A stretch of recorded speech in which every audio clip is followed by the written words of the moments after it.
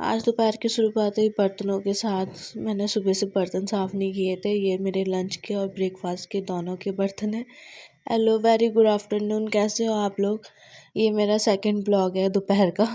मैंने इसमें अपना दोपहर का रूटीन दिखाया है कि डेली दोपहर में क्या क्या काम वगैरह होते हैं।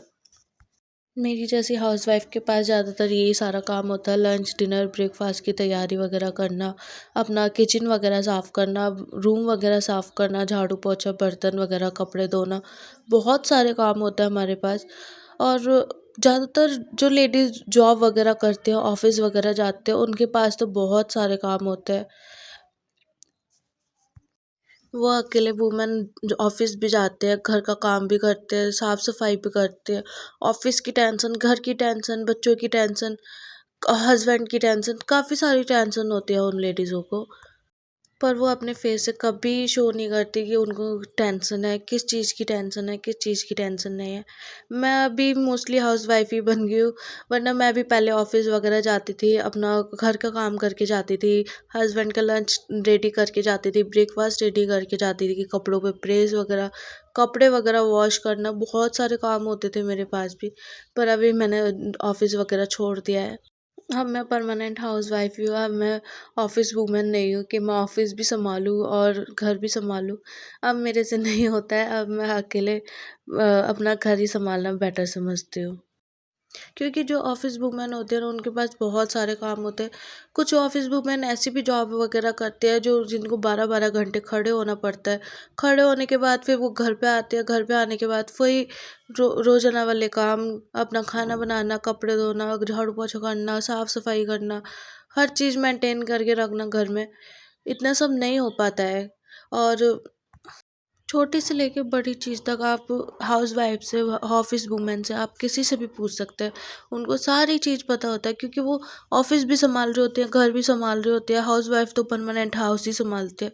तो उनको हर चीज़ पता होता है कि सुई कहाँ रखा है, कैंची कहाँ रखा है, पैंट कहाँ रखा है, शर्ट कहाँ रखा है, टॉवल कहाँ पर है, आज ये कपड़े धोने हैं नहीं धोने हैं, आज कौन से खाना बनाना है, कौन सी डिश बनानी है, उनको सब पता होता है। उनको मोस्टली ऑफिस वुमेन तो ऐसी भी होते हैं कि वो अपने ऑफिस से आते आते अपना जो भी घर का काम वगैरह होता है, बाजार का, वो सारा करके आते हैं। जैसे सब्जी लाना या किसी चीज़ का पेमेंट करना, बहुत सारी चीज़ें होती हैं। मैं ये नहीं बता पाऊँगी, एक्सप्लेन नहीं कर पाऊँगी।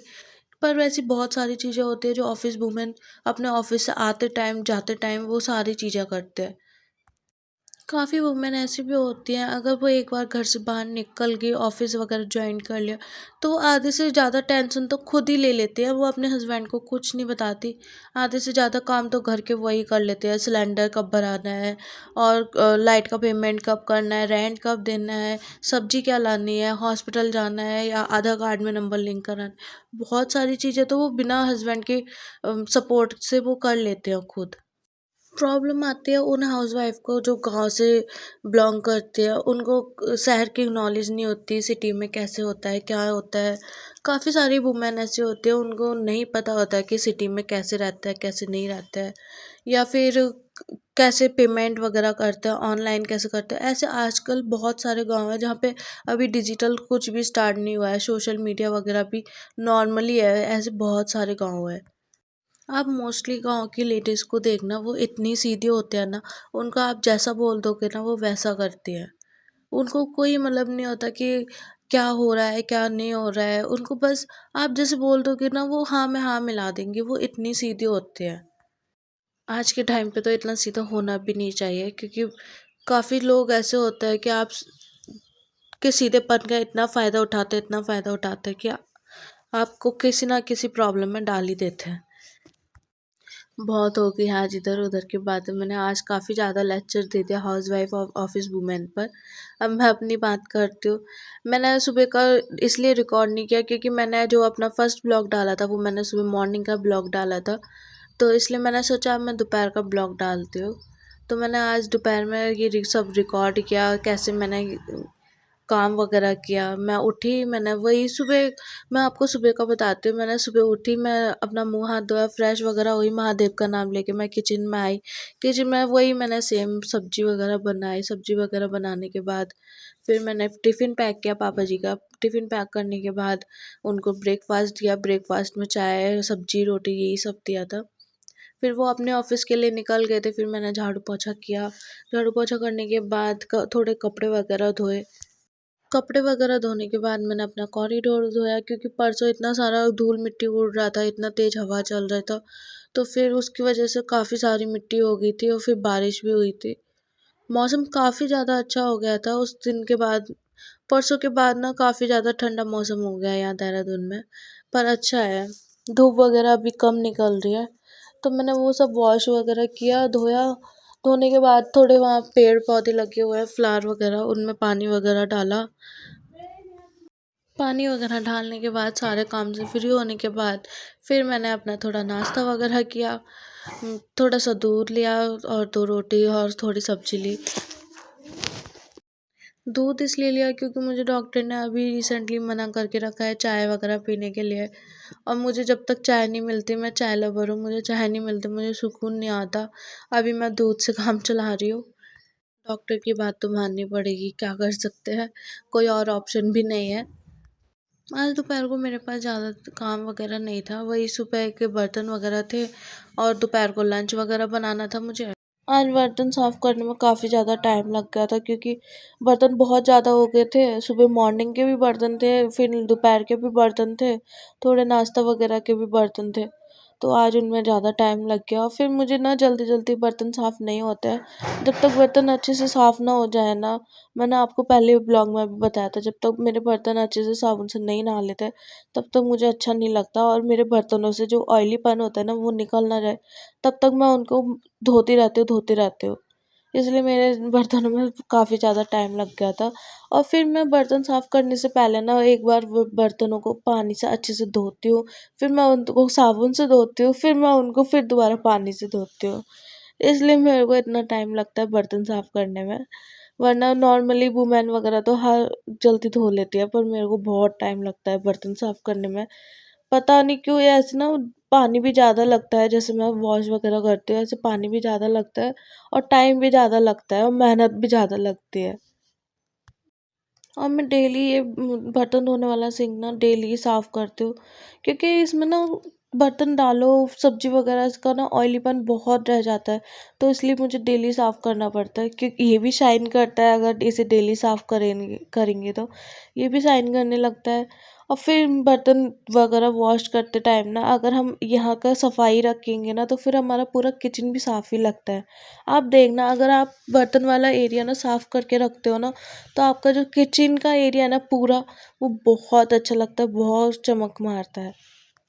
बर्तन वगैरह वॉश करने के बाद उनका पानी निकल जाए तो तुरंत उनको अपने रैक में रख देना चाहिए, क्योंकि ऐसे ना फिर हमारा किचन ही अच्छा लगता है और हमारा काम भी इजी हो जाता है बाद के लिए। जैसे मैं अभी बर्तन वगैरह लगा रही हूँ, तो मेरा ना शाम का काम इजी हो गया, तो अब मुझे शाम को बर्तन लगाने की ज़रूरत नहीं पड़ेंगे और अपना किचन भी अच्छा लगता है, कोई आएगा देखने के लिए तो ऐसे अच्छा भी लगता है। अपना बर्तन वगैरह सारे अपनी जगह पे हैं, तो बस इसलिए। वरना पानी, बहुत से लोग ऐसे भी होते हैं कि पानी निकालेंगे बाद में लगा देंगे। काफ़ी लोगों में थोड़ा आलस भी होता है, पर मुझे ये ठीक नहीं लगता, इसलिए मैं साथ के साथ ही अपने बर्तन लगा देती हूँ। क्योंकि ना हम हाउसवाइफ को ना अपनी जितनी भी चीज़ें होती हैं ना वो अपनी जगह बहुत अच्छी लगती है।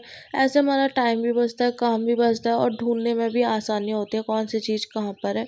हम हाउसवाइफ का माइंड इतना शार्प होता है ना, अगर हम एक चीज़ कहीं रख दें ना तो फिर हमें याद रहता है वो चीज़ कहाँ है। कितनी भी छोटी चीज़ हो, कितनी भी बड़ी चीज़ हो, या घर की कोई मामूली चीज़ क्यों ना हो, कबाड़ क्यों ना हो, हम हाउसवाइफ को ना सब चीज़ याद रहता है कि कौन सी चीज़ कहाँ पर है। आप आधी रात को भी हमसे पूछोगे ना कि ये चीज़ कहाँ पर है, तो हम तुरंत बता देंगे ये चीज़ यहाँ पर है। पर कभी कभी ऐसा भी होता है कि हमारी थोड़ा याददाश्त कमज़ोर हो जाती है, कोई चीज़ हम कहीं और रखते हैं पर मिलती कहीं और है। कभी कभी होता है ऐसा, डेली नहीं होता है, तो प्लीज़ इस बात पे हंसना मत।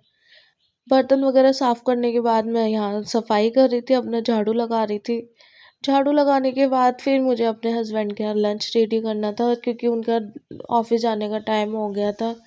आज उनका मन कर रहा था पूड़ी खाने का तो मैंने उनके लिए पूड़ी बनाई थी। आलू की सब्जी बनाई थी सूखी और पूड़ी बनाई थी। तो उन्होंने बोला आज मेरे लंच में पूड़ी रख देना। मैंने बस उनके लंच के लिए बनाई थी, टिफ़िन पैक करने के लिए। मैंने ज़्यादा नहीं बनाई थी। एक्स्ट्रा में मैंने 1-2 पूड़ी एक्स्ट्रा बनाई थी क्योंकि मैंने सभी 11:30-12 बजे ही ब्रेकफ़ास्ट किया था। तो मैंने अपने लिए 1-2 ही बनाई थी एक्स्ट्रा में बस। और अभी परसों इनका कुमाऊँ का कोई फेस्टिवल था फूलदेई का, तो अभी वो निकल के गया था, तो मैंने उस दिन पूड़ी वगैरह नहीं बनाई थी क्योंकि कोई था भी नहीं। सारे मेंबर वहाँ गाँव गए थे, गाँव में फेस्टिवल सेलिब्रेट कर रहे थे। मैं अकेले थे यहाँ पे, मैं, मेरे हस्बैंड और फादर इन लॉ ही थे। तो पापा सुबह चले गए थे, तो हम ही दोनों बचे थे। तो इसलिए मैंने ज़्यादा कुछ नहीं बनाया, मैंने अपना वही नॉर्मल डेली रूटीन का ही खाना बनाया था। तो फिर मैंने सोचा आज मैं बना देती हूँ, उनका मन भी है तो मैंने आज बना दिया था। मैंने इस फ़ैन में इसलिए बनाया, मैंने कढ़ाई वगैरह में इसलिए नहीं बनाया था क्योंकि हस्बैंड के लंच के लिए ही बनानी थी, टिफ़िन में रखने के लिए वो खा के भी नहीं जा रहे थे, सिर्फ लेके जा रहे थे। और इस फ़ैन में पहले का ऑयल भी था तो मैंने इसी में बना दिया था। घर के मेंबर वगैरह होते, ज़्यादा पूड़ियाँ बनती तो फिर मैं कढ़ाई में बनाती, वरना इसमें नहीं बनाती मैं। अब थोड़े से पूड़ी के लिए कढ़ाई में ऑयल वगैरह डालो फिर गरम करो, इससे अच्छा मैंने कहा इसमें ऑयल भी है और फिर ये पतला भी है कढ़ाई से, तो इसमें मैं बना देती हूँ। इसमें पूड़ी भी अच्छी बनी थी, आप देख रहे हो मेरी सारी पूड़ी फूली हुई है। इसमें पूड़ी बहुत अच्छी बनी थी। फिर मैंने जल्दी जल्दी उनके टिफ़िन की तैयारी वगैरह की, पूड़ी वगैरह बनाई। पूड़ी वगैरह बन जाती है ना, फिर टिफ़िन में टाइम नहीं लगता, टिफ़िन पैक जल्दी हो जाता है। इसलिए मैंने पहले ही पूड़ी वगैरह बना के रख दी थी। फिर उनका वो नहा रहे थे जब तक, फिर मैंने उनका प्रेस वगैरह किया क्योंकि ऑफिस जाते टाइम ना ऐसा लगता है वो ऑफिस नहीं जा रहे, मैं ऑफिस जा रही हूँ। उनकी सारी चीज़ ना उनकी जगह पे ही चाहिए उनको, और सारी चीज़ ना छोटी से लेकर बड़ी चीज़ तक वो मेरे से पूछते हैं, ये कहाँ रखा है, वो कहाँ रखा है, मेरे जूते कहाँ पर है, मेरे मोजे कहाँ पर है। बहुत सारी चीज़ें उनके सामने भी होगा ना तब भी वो मेरे से ही पूछेंगे ये कहाँ पर है, वो कहाँ पर है। तो इसलिए मैंने जल्दी जल्दी से काम वगैरह करके उनके कपड़ों पे प्रेस करके, मेरे साथ ना ऐसा भी होता है जिस दिन मैं अच्छे से मन से प्रेस करूँ ना, उस दिन ना मेरे से प्रेस गलत ही होता है। जो साइड में पैंट के बीच में जो लाइन नहीं होती है बनाने वाली, उसको कुछ बोलते हैं मुझे पता नहीं है।